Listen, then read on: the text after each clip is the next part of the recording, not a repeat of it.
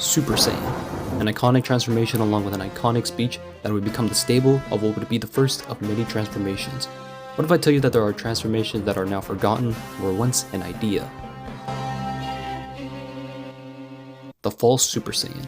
If you guys are familiar with this form, this was first displayed in one of the older Dragon Ball Z films, Lord Slug, where Goku was losing a fight against Slug and out of nowhere, he sparked up a huge power boost and quickly overthrown Slug, taking the huge victory before his powers faded away.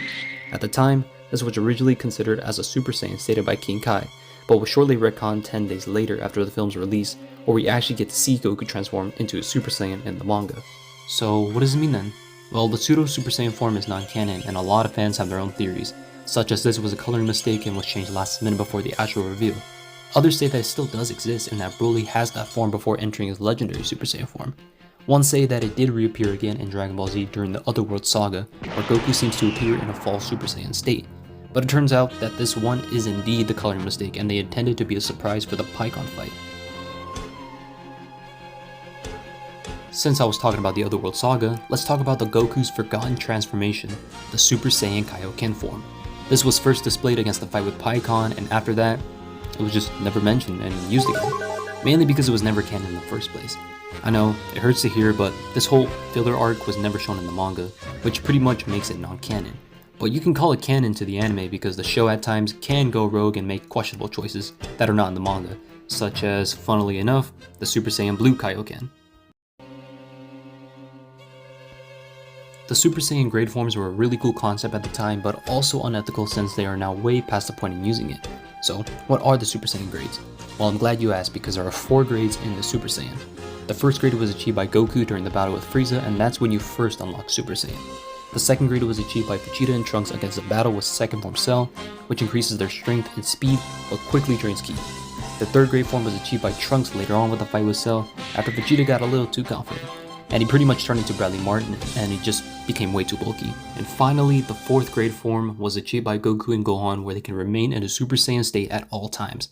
But eventually, they just simply got stronger to need these grades, with the exception that they do use Super Saiyan anyways in Super. Okay, now this one is a reasonable decision why they never brought it back in the series, and it's the Oozaru form, which was considered one of the most powerful and dangerous transformation in the early Dragon Ball series.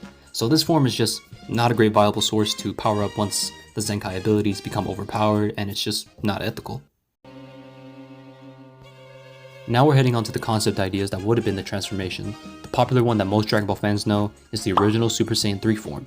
It comes with a tail, a spikier but slimmer hair, and it honestly fits because during the Super Saiyan 3 transformation, an Oozaru appears along with Goku turning into the baby, but this was simply just a concept before landing on with a no eyebrow and long hair form. This one's not really any different to the original Super Saiyan 4 form, it's just that it was originally going to be gray shown in the promos, but was shortly replaced with the red fur, and that was mainly it after that. Probably some alternate skin in some Dragon Ball game. Now this one was hard to get into mainly because there was no original concept art of what was supposed to be a Super Saiyan god. The only mention about the idea was in an interview with Tadayoshi Yamamuro, who had an original concept idea of a Super Saiyan god, which includes it being more muscular, wearing a cape, and with a hairstyle in between Super Saiyan 3 and Super Saiyan 4. While there are no original concept art, this doesn't stop the fans in creating what was Yamamuro's vision of the Super Saiyan god.